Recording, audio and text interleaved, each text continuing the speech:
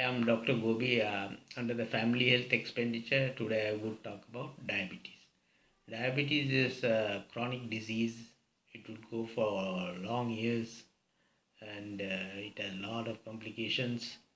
And I call it a money spinning disease because a lot of expenditure involved in that, like doctor visits, medications, tests, follow ups, and maybe hospitalization uh, and so on.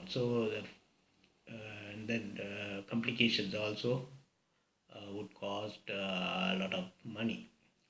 For a family and a community or healthcare system, diabetes is a money spinner because a lot of funds are spent on prevention and diabetic control and prevention of complications. So it's important to reduce the amount of money spent on diabetes.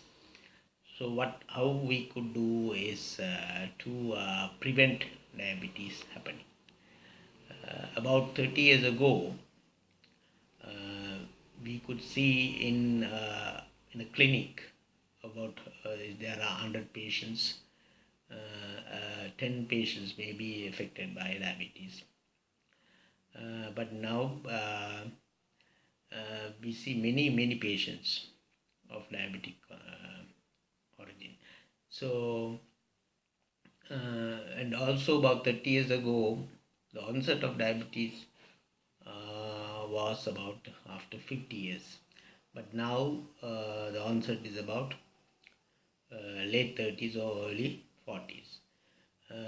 People also, as I have said, living for a long time nowadays because of the increased life expectancy. So if we take that, if average person is living for 80-85 years, uh, the onset of diabetes, if it is 35, so the management of diabetes would be about 50 years long. So in the 50 years of management, the patient suffers, the family suffers, the community, even the government suffering because of the long-term management and also the complications. So we would try to push back the age of onset after 50 years. Then of course the management would be for 35 years and the complications are also reduced. So how we could get about this is by starting the preventive aspect of diabetes from the early age of 20 years. I may call it a early adulthood stage. So what you could do is educate your children and also those who are at this age of 20 years old may think about having a healthy economical food I may call, because what I suggest is to take vegetables, green leaves, cereals, beans, green grams, um, fruits in your food. Um, Try to avoid as much as possible sugar containing things, chocolates, candies, uh, cakes. Nowadays, I have seen in Canada the cakes with lot of cream. Half of the cake is cream. So when you consume that kind of cake, you get a lot of sugar into your body, lot of calories. So and also food is important, and then uh, mild to moderate exercises like walking, jogging, cycling are also important because these exercises would reduce your sugar levels in the blood, uh, and also it reduces the fat level in the blood also. So it's good. Yeah, it should be a long term process, and also stress. Nowadays a lot of people are doing off hours works, and lot of stress in the family, financial problems, lot of issues. So most of the people are stressed.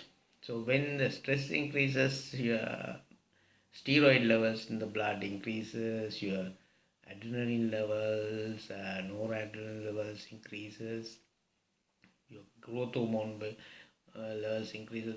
These things would increase the blood sugar levels. So it's better to have a relaxed life, like at least to have 6 hours sleep, if possible, or at least 6 hours of rest will help you to uh, keep healthy blood sugar levels too. So, so this is a long process. It has to go on for long time, and also we call this. You have to reduce, keep your body weight at optimum. The body mass index should be kept in between 22 and 24. Uh, you would get body mass index rates in the online if you go on and type body mass index.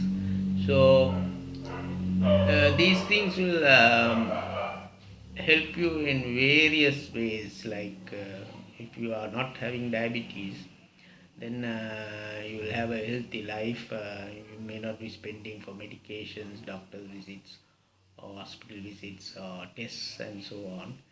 And that is productive for your family also, uh, because illnesses will be reducing the productiveness of a family health.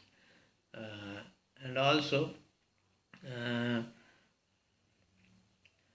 sometimes, shall we say, if you have got diabetes, of course, as I have said, maintaining a good food habit, avoiding all kind of sugars and juices would help you. And also, as I have said, mild to moderate exercises would reduce your sugar levels and also keep your body weight at optimum. So these things will prevent you from getting complications. I will be talking about complications later in a later video. Uh, so once you are a diabetic patient, you have to visit the doctor and then follow up, take medications. First of all, a doctor would like to look into lifestyle modification if you are having a simple diabetes, not mild diabetes, I may call. So that would help.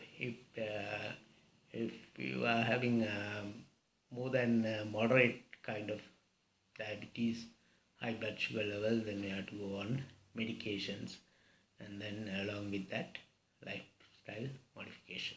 So that will help you a lot.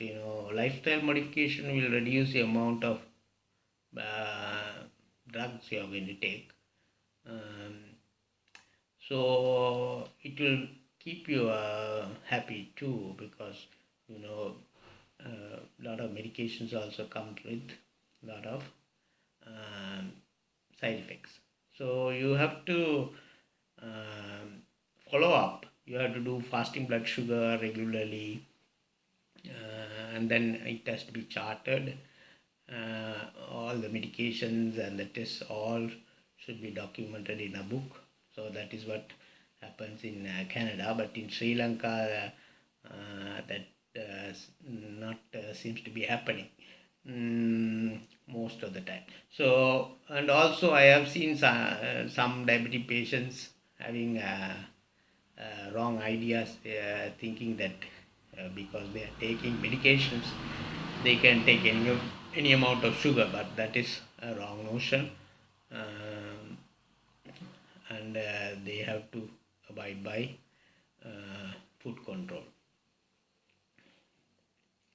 So, in a diabetic patient, of course, optimum level of blood sugar could be kept at 130 to 140 milligram percentage, or about 6 to 7 millimoles. So, when once blood sugar level goes up, only there will be problems. So, it's better to keep it at that level.